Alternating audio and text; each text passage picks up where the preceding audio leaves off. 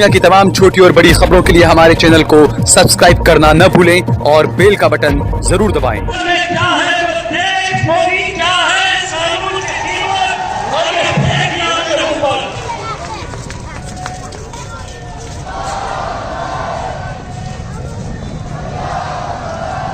किसी में थी इतनी जरूरत, किसी में थी इतनी हिम्मत। मैं अल्हम्दुलिल्लाह आप लोगों की दुआओं की बदौलत मैं उसी ऐवान के अंदर मुझे यह शर्फ हासिल हुआ कि मैं बैरिस्टर असदुद्दीन अवैसी साहब के साथ वहां उस लोकसभा के अंदर जाकर बैठूं जिस दिन असद साहब ने उस कागज को फाड़ कर फेंका।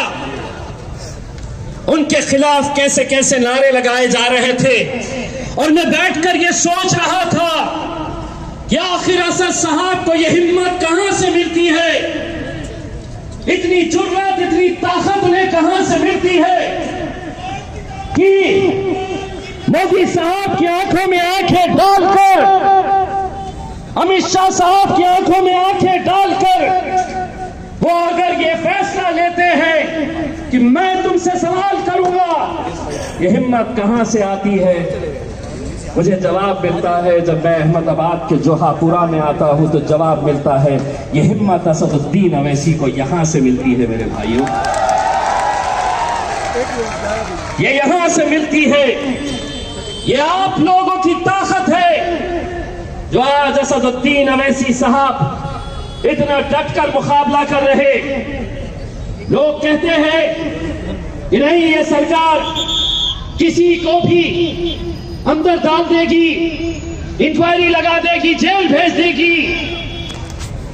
अरे जिस कौम से हमारा ताल्लुक है उस कौम के बारे में थोड़ा समझ लो।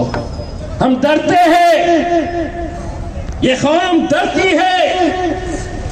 मोदी साहब, आपके अहमदाबाद में खड़े रहकर मैं आपको ये कह रहा हूं, अमित शाह साहब कान खोल के सुनो, हम डरते हैं लेकिन तुम्हारे जैसों से कभी नहीं डरेंगे। हम डरते हैं तो अपने रब से डरते हैं, अपने अल्लाह से डरते हैं। अरे हुकूमतें तो आएगी जाएगी, कोई जिंदगी भर के लिए वजीर आजम नहीं बना है। अच्छे अच्छे तख्त व ताज पलट जाते हैं। तुम क्या चीज हो? अगर हम कहेंगे तो आप कहेंगे कि देखो ये भड़काऊ भाषण दे रहे हैं यहां पर। हम नहीं बोलेंगे। वजीर आजम साहब, हम आपको ये कहना चाहते हैं यही वो आवाम है जो अगर इम्तियाज जलील को पार्लियामेंट के अंदर भेज सकती है तो यही वो आवाम है जिसने आपको वजीर आजम बनाया था। इन्हीं की ताकत है। इस जमहूरियत के अंदर ताकत आवाम की होती है, वरना आप क्या थे पहले?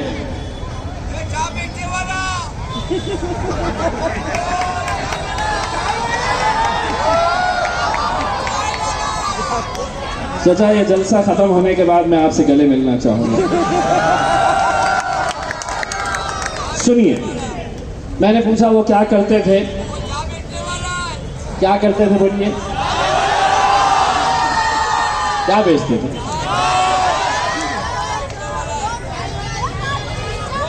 ये कैमरा किसका है भाई साहब? पुलिस वालों का है? इलेक्शन कमीशन का नहीं ना? और रहा भी तो क्या घंटा टेढ़ा कर रहे थे।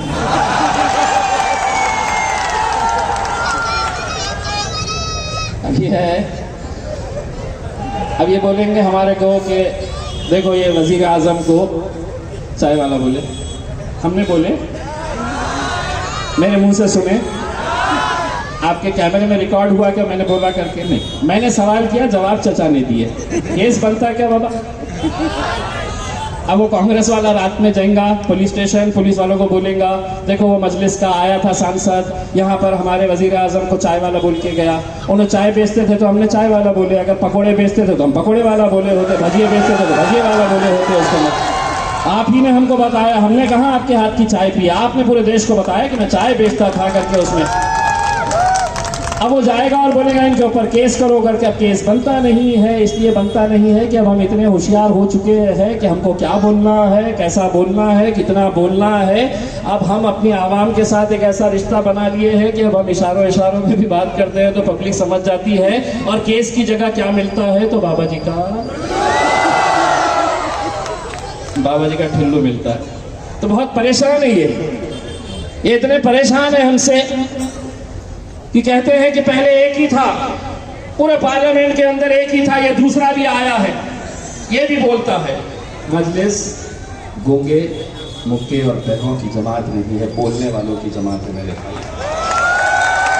अपने हक के लिए बोलने वालों की जमात का नाम मजलिस इत्तेहादुल मुस्लिमीन है।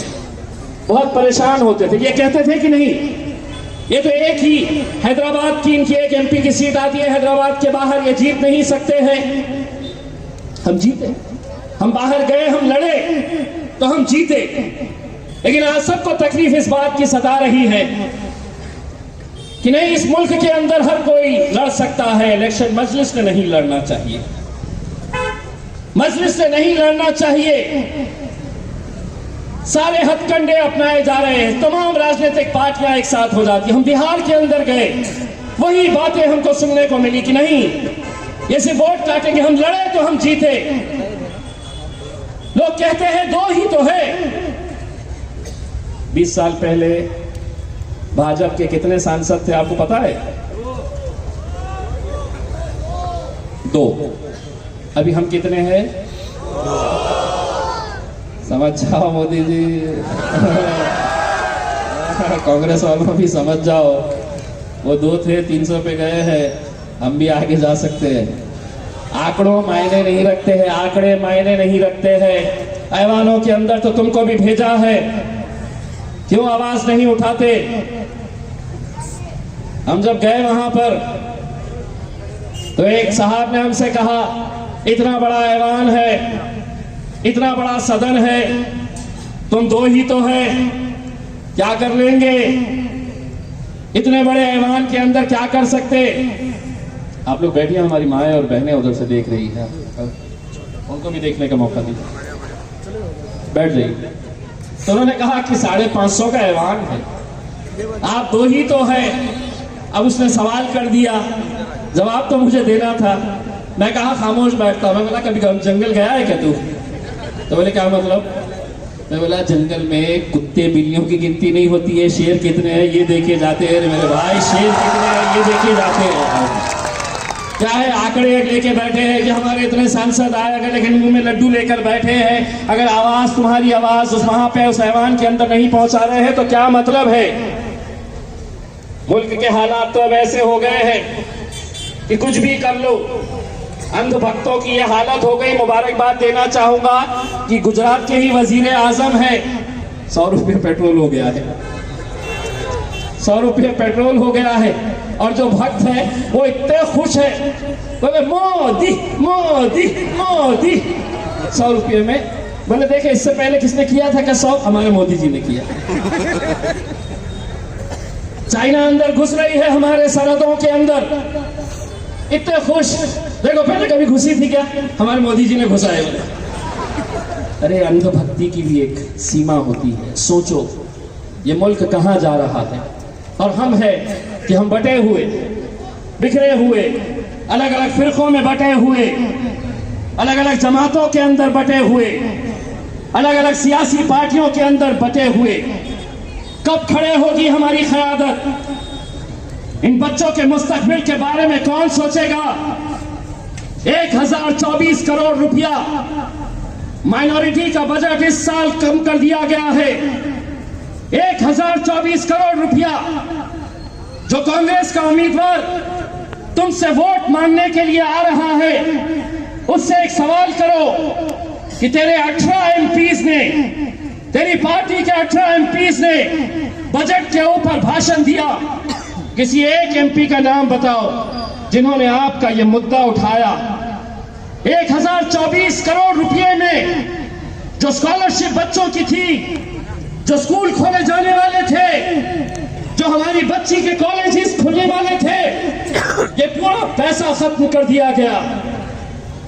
काट दिया गया, कोई बोलने के लिए तैयार नहीं है, सब खामोश बैठे हैं। लेकिन इलेक्शन के दिन आएंगे, ऐसे जलसे सजाएंगे और आपसे वोट मांगेंगे। मैं आपको यह कहता हूं, नहीं चाहिए हमें मजलिस। अगर तुम हमारे साथ इंसाफ करते तो मैं तुमको एक चुनौती दे रहा हूं। कल 5 बजे तक का वक्त है। बताओ कि तुम्हारे नुमाइंदों ने, तुम्हारे एमपीज ने यह मुद्दा अगर उठाया या तुम्हारा कोई मुद्दा उठाया तो 5 बजे हम ये ऐलान करेंगे कि मजलिस को साथ मत दो, उनको साथ दो। और सिर्फ हम साथ की बात नहीं करेंगे, हम तुम्हारी गुलामी करेंगे। कब तक तुम हमारी कौम के साथ इस तरह का खिलवाड़ करते रहेंगे? आज भी वो ज़हनियत के लोग हैं जिन्हें ये बात समझ में नहीं आ रही। आप, ये सिर्फ बल्दिया का इलेक्शन है, लेकिन ये जीत अहमदाबाद में होगी तो ताकत मेरे खायब बैरिस्टर असदुद्दीन अवैसी को मिलेगी। मेरे भाइयों, वो ताकत हमें उन्हें देनी है। हमें खामोश बिठाने के लिए हमने कुछ बोलना नहीं, हमने कुछ करना नहीं, हमने इलेक्शन लड़ना नहीं। ये कब तक चलता रहेगा और कब तक हम इन बातों का शिकार होते रहेंगे? मुझे पूरा यकीन है कि इंशाअल्लाह 21 तारीख के दिन जोहापुरा के इस इलाके के अंदर तमाम बुजुर्ग, नौजवानों, मेरी माओ और बहनों, आप लोग फजर की नमाज के बाद उठिएगा, दुआ करिएगा, अपना वोट डालने के लिए जाइए। बहुत सारे लोग महीनों महीनों अपना कारोबार बंद रखे क्योंकि कोरोना था, सरकार का हुक्म था। एक दिन अगर हम 5 साल के अंदर आपसे मांग रहे हैं कि एक दिन अपना कारोबार बंद रखिए। और ये मत समझिए, ये जो 4 उम्मीदवार यहाँ पर स्टेज के ऊपर बैठे हैं, उम्मीदवार ये 4 है। हर शख्स ने ये समझना चाहिए कि उम्मीदवार वो नहीं है, उम्मीदवार मैं हूं और मैं ये इलेक्शन लड़ रहा हूं करके मैदान में उतरने की जरूरत है। और अगर ये जज्बे के साथ अगर आप मैदान में उतरेंगे, मेरी माओ और बहनों से मैं ये कहना चाहूँगा, अगर सुबह सुबह आपका शौहर, आपका बेटा, आपका भाई उठेगा और ये कहेगा कि अम्मी चाय दो, नाश्ता दो, तो 21 तारीख के दिन अपने बच्चे को, अपने शौहर को एक जवाब देना कि पहले जा पतंग पेल कर आ, उसके बाद ही तुझे नाश्ता दूंगी, चाय दूंगी। ये जज्बे के साथ अगर आप लोग जाएंगे तो इंशाअल्लाह हमें पूरा यकीन है कि मजलिस इत्तेहादुल मुस्लिमीन पूरी तरह से यहाँ पर कामयाब होगी। कल 5 बजे के बाद हम आपके शहर को कानून के तहत हमें छोड़ना पड़ेगा। हम अपने अपने घर चले जाएंगे, हम अपने अपने मुकाम पर चले जाएंगे। लेकिन मैं इतना यकीन के साथ कहता हूँ कि 23 तारीख के नतीजों का इंतज़ार सिर्फ अहमदाबाद की आवाम को ऐसा नहीं है। जीतेगा अहमदाबाद, लेकिन जश्न पूरा हिंदुस्तान मनाएगा मेरे भाइयों, जश्न पूरा हिंदुस्तान मनाएगा। और यही इल्तिजा हम आपसे गिड़गिड़ा के करने के लिए आए हैं। अपने सियासी जितने भी आपके इख्तिलाफ हो सकते हैं, आपकी कुछ बातों के ऊपर नाराज़गियाँ हो सकती है, हम महज 1 महीना पहले यहाँ पर आए, साबिर काबुलीवाला साहब से मिले, लोगों से मिले, और हमने जब नौजवानों के जोश को देखा तो हमें ऐसा लगा कि नहीं, हम गुजरात में आना चाहिए। हमारा सर झुकने मत दीजिए मेरे भाइयों, हमारा सर झुकने मत दीजिए, क्योंकि हम कहीं पर भी जाते हैं तो आप ही लोगों की दुआएं, आप लोगों की ताकत की वजह से अल्हम्दुलिल्लाह मजलिस इत्तेहादुल मुस्लिमीन हैदराबाद से अब अलग अलग जगह के ऊपर पहुंच रही है। ये जीत यहाँ पर होगी, लेकिन इसका असर पश्चिम बंगाल के अंदर होगा। ये जीत गुजरात के अंदर होगी और गुजरात का असर उत्तर प्रदेश के अंदर होगा। 23 तारीख के दिन टेलीविज़न के ऊपर चर्चा इस बात का नहीं होगा कि कितनी सीटें कौन सी पार्टी जीती है। 23 तारीख के दिन यकीन मानिए, मैं भी टेलीविज़न में काम कर चुका हूँ, चर्चा इसी बात का होगा कि महीना भर पहले मजलिस गुजरात के अंदर आई और अल्हम्दुलिल्लाह अपने झंडे गाड़ दी वहाँ पर भी। यही उम्मीद करते हैं। मुझे मालूम है कि आप लोगों को साबिर भाई को भी सुनना है, 2 मिनट के लिए मैं साबिर भाई आपको भी कहने के लिए कहता हूँ बहुत बहुत शुक्रिया। वाखिर दावाना अल्हम्दुलिल्लाह रब्बिल आलमीन।